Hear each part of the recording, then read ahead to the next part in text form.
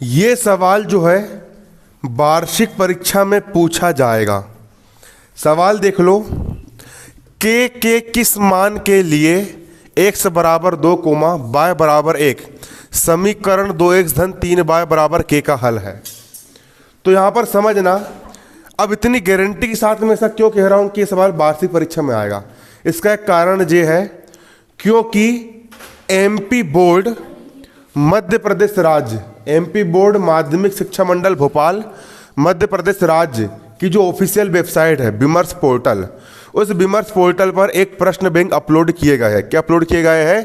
प्रश्न bank upload किए गए हैं। और पिछले साल का पेपर पूरा प्रश्न बैंक से निकल करके आया था, तो इस साल का पेपर भी कहाँ से निकल के आएगा? प्रश्न बैंक से निकल करके आएगा। ठीक है, तो प्रश्न बैंक यहाँ पर अपन पूरा तैयार कर रहे हैं। ठीक है, तो प्रश्न बैंक से अपन पूरी तैयारी कर रहे हैं। कौन सा प्रश्न बैंक? एमपी बोर्ड वाला प्रश्न बैंक। तो कक्षा नौवीं की वार्षिक परीक्षा की अपन तैयारी कर रहे हैं। इसके पहले मैंने आप लोग को प्रश्न बैंक से अध्याय 15 खत्म करवा दिया हूँ, प्रश्न बैंक से अध्याय 14 हो गया है, प्रश्न बैंक से अध्याय 13 भी मैंने करवा दिया हूँ, प्रश्न बैंक से अध्याय 1 हो गया है, अध्याय 2 हो गया है, अध्याय 3 हो गया है। मैंने 5 अध्याय आपके प्रश्न बैंक से कंप्लीट करवा दिया हूँ। ठीक है, जो बच्चे लोग मेरे साथ साथ डेली का डेली रिवीजन कर रहे हैं, है ना, यहाँ पर जितने सवाल मैं करवा रहा हूँ, अगर कोई घर पे जा करके हर एक सवाल को 2-2 बार करके देख रहा है, 3-3 बार करके देख रहा है, तो जिस दिन मेरे 15 पार्ट करके ख़त्म होंगे उस दिन उस विद्यार्थी के भी 15 के 15 पार्ट करके ख़त्म हो जाएंगे और उसको गणित में 80 में से 80 नंबर मिल जाएंगे। और जो लोग यहाँ पर आ रहा है डींग हिलाते हुए और लिख रहे हैं, कुछ नहीं कर रहे हैं, वो लोग गणित में निपट जाएंगे। ठीक है, इसलिए रोज आ रहे हो तो फिर घर पे जाकर के रोज का होमवर्क रोज करो, एक सवाल को 3-3, 4-4, 5-5 बार करके देखो। ठीक है, तो अब अपन एक नया अध्याय चालू कर रहे हैं प्रश्न बैंक का। आज से एक नया शुभारंभ कर रहे हैं। ठीक है, आज नया साल है, तो नए साल के दिन यहाँ पर अपन नया वाला अध्याय चालू करेंगे। ठीक है, नया साल है और नया सवाल है। ठीक है, अध्याय 4 का नाम यहाँ पर क्या है? देखो, अध्याय 4 है 2 चरों वाले। कौन से वाले? 2 चरों वाले रेखीय समीकरण। ठीक है, क्या पढ़ेंगे अपन? 2 चरों वाले रेखीय समीकरण। चलिए शुरू करते हैं। अब क्वेश्चन नंबर 5 देखो, यहाँ पर क्वेश्चन नंबर 4 तक आपके सही विकल्प, खालिस्तान, सही जोड़ी वगैरह है, वो आप स्वयं हल कर लोगे। उसके आंसर आपको प्रश्न बैंक में ही मिल जाएंगे। डाउनलोड आप लोग कर सकते हो विमर्श पोर्टल पर जा करके। सबसे अच्छा गाइड आ चुकी है प्रश्न बैंक की, 20-20 रुपये की मिल रही है, उसको खरीद लो। 15 रुपये की मिल रही है, खरीद लो मार्केट से। उसी से पूरा पेपर निकलना है, देखो, है ना। अब सवाल यहाँ पर समझो, सवाल यहाँ पर बोल रहा है के किस मान के लिए x बराबर 2 कोमा y बराबर 1 समीकरण। पढ़ना नहीं तो बाहर चल जा, बिल्कुल आ रहा है, बिल्कुल शांत बैठो। ठीक है, पगलाई नहीं होना। वो बेचारे लोग पढ़ के शांत समझते, तुम कचर बिल्कुल लगाए रखे हो, बिल्कुल मूर्खता क्यों बता रहे हो। क्वेश्चन यहाँ पर क्या बोल रहा है? के किस मान के लिए, किसके लिए?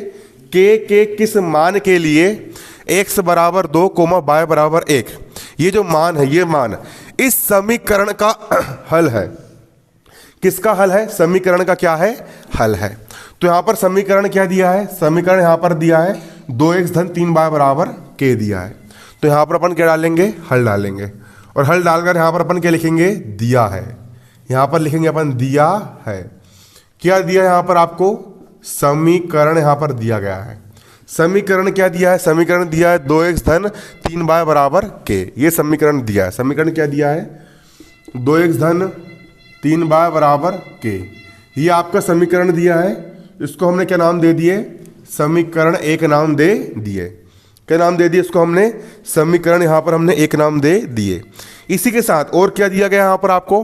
x बराबर 2 दिया गया है और y बराबर 1 दिया है। तो यहाँ पर अपन मान रख देंगे, है ना।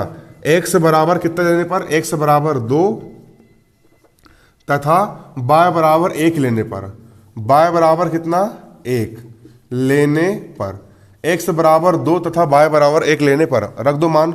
2 का हो गया 2 गुणा x का मान कितना है? x का मान 2 है। x का मान कितना रख देंगे? 2 रख देंगे। धन का हो गया धन, 3 का हो गया 3 गुणा y का मान कितना है? y का मान 1 है। y का मान कितना रख दोगे? 1। बराबर का हो गया बराबर और k का हो गया k। 2 दूनी हो गया 4 धन 3 एकम हो गया 3 बराबर के का हो गया के, 4 और 3 कितना होता है 7, बराबर के का हो गया के बराबर आ गया आपका 7, और यही निकल करके आ गया क्या आंसर।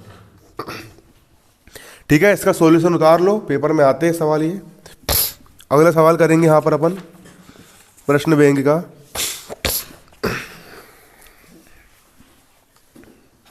इसको नोट कर लो।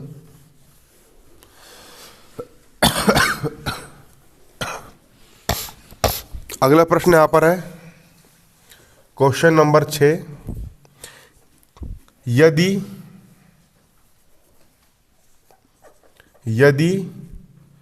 बिंदु 3,4 यदि बिंदु 3,4 समीकरण 3y बराबर ax प्लस 7 के आलेख पर स्थित है, के आलेख पर स्थित है, तो a का मान क्या है? के आलेख पर स्थित है तो a का मान क्या है? a का मान यहां पर आपको बताना है, तो a का मान क्या होगा? ठीक है,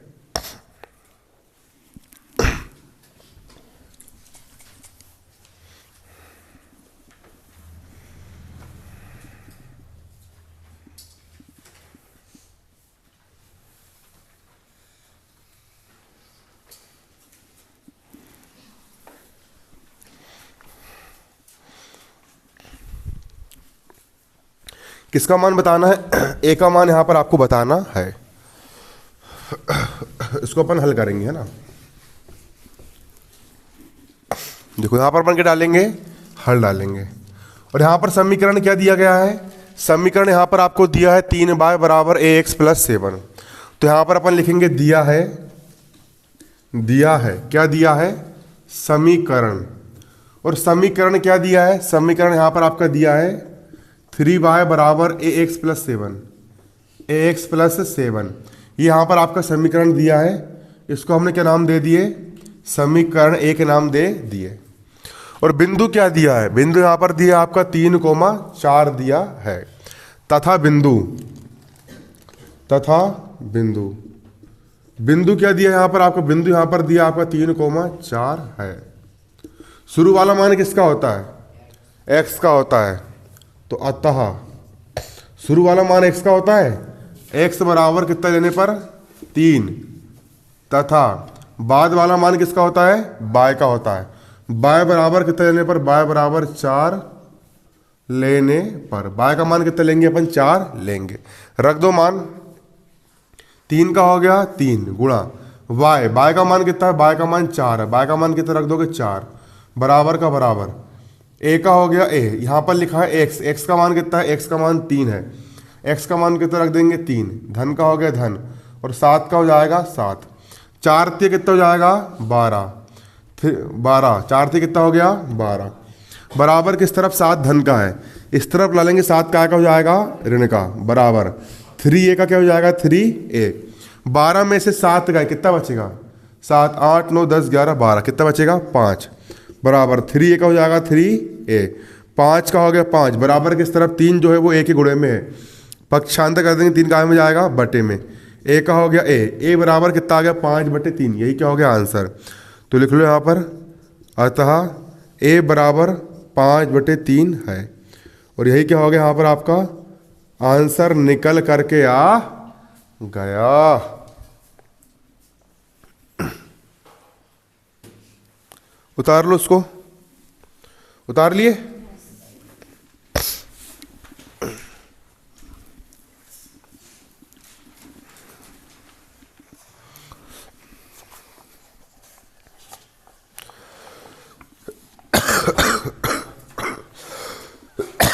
गणित के प्रश्न बैंक का सॉल्यूशन है किसी के पास? नहीं लाया? मिटा दो इसको।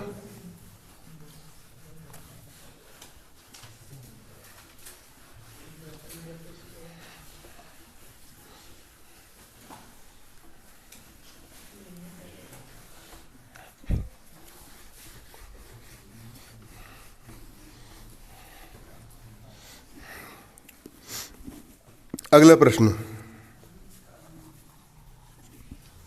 प्रश्न देखो यहां पर क्या बोल रहा है। प्रश्न कह रहा है बिंदु 2,14 से होकर जाने वाली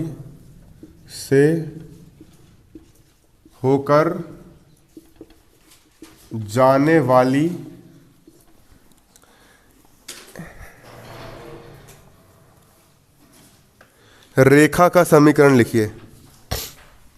रेखा का समीकरण लिखिए। रेखा का समीकरण लिखिए। ठीक है, सवाल यहां पर कह रहा है बिंदु 2,14, ये बिंदु यहां पर दिया है, इस बिंदु से होकर जाने वाली रेखा का क्या देना है, समीकरण देना है ना। दो बिंदु, ये दो बिंदु से होकर जाने वाली रेखा का क्या लिखना है, समीकरण यहां पर क्या करना है, देना है। यहां पर अपन क्या डालेंगे, हल डालेंगे। क्या डालेंगे, हल। ये दो बिंदु से होकर जाने वाली रेखा क्या देना, समीकरण देना है। बुक में देखो सवाल कहाँ का है ये,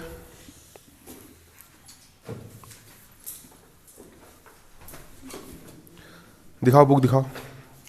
तुम लोग ढूंढने में जिंदगी लगा दोगे, नहीं मिलने वाला।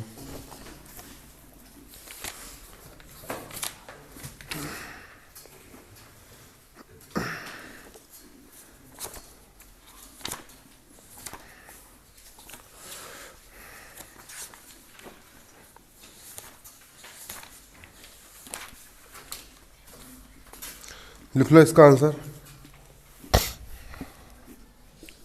7x माइनस y बराबर 0 तथा x प्लस y बराबर 16 अनंतः अनेक। ठीक है, पेपर ने सवाल बोला है बिंदु 2,14 से होकर जाने वाली रेखा का समीकरण लिखिए। तो इससे होकर जाने वाली यहाँ पर मैंने दो रेखा का समीकरण लिख दिया हूँ। पहली रेखा है 7x ऋण y बराबर 0 और दूसरी रेखा है x धन y बराबर कितनी है, 16। ठीक है, ये क्या लिख दी यहाँ पर हमने, समीकरण लिख दिए है। लिख लो इसका आंसर, लिख लिए। अब अगला प्रश्न, अगला प्रश्न यहाँ पर है 8वां प्रश्न जो है मैं लास्ट में करवाऊंगा। ठीक है, इसके पहले अपन 9वां देख लेते, 10वां देख लेते, 11वां देख लेते और 8वां अपन लास्ट में करेंगे। ठीक है,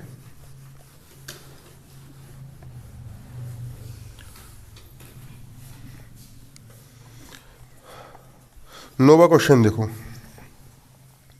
9वां प्रश्न यहां पर कह रहा है समीकरण 2x प्लस 1 बराबर x माइनस 3 को हल कीजिए।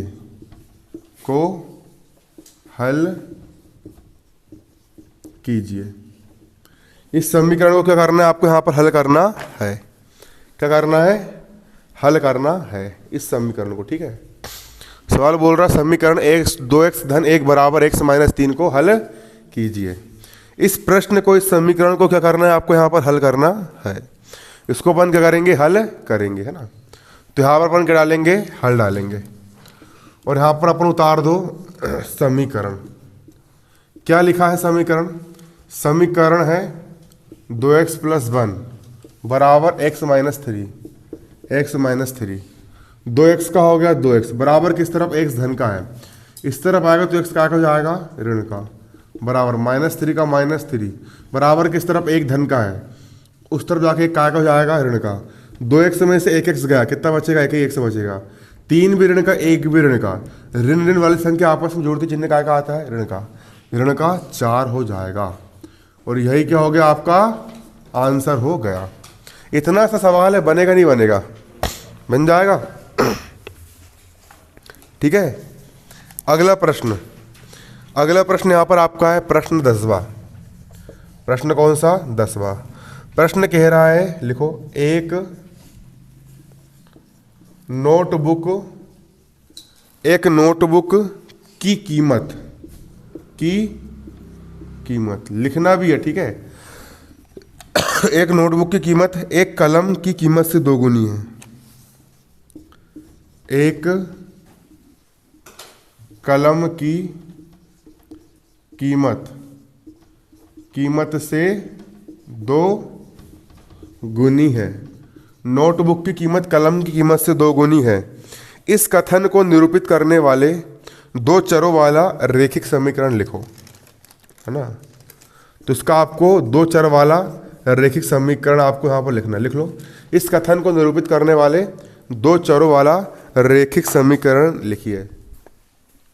इस कथन को निरूपित करने वाले 2 चरों वाला रैखिक समीकरण लिखिए। इस कथन को निरूपित करने वाला और 2 चरों वाला क्या लिखना है, रैखिक समीकरण यहाँ पर लिखना है। सवाल ने क्या बोला है, नोटबुक की कीमत एक कलम की कीमत से कितनी है, 2 गुनी है। तो इसको यहाँ पर समीकरण आपको जमाना है। तो मान लेंगे, माना नोटबुक की कीमत कितने रुपए है, 100 रुपये है। मान लेंगे अपन, माना नोटबुक की कीमत 100 रुपये है तथा कलम की कीमत 22 रुपये है। इसको मान करके हल करेंगे, ठीक है। क्या मान लेंगे, माना नोटबुक की कीमत 100 रुपये है तथा कलम की कीमत 22 रुपये है।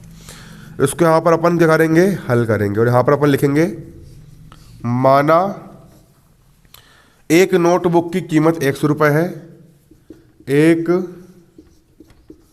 नोटबुक की कीमत 100 रुपये है। माना एक नोटबुक की कीमत 100 रुपये है। और क्या मान लेंगे, तथा एक कलम की कीमत कितनी मान लेंगे अपन, 22 रुपये है। तथा एक कलम की कीमत, तथा एक कलम की कीमत, तथा एक कलम की कीमत 22 रुपये है। कितने रुपए है, 22 रुपये है, ठीक है। तब प्रश्नानुसार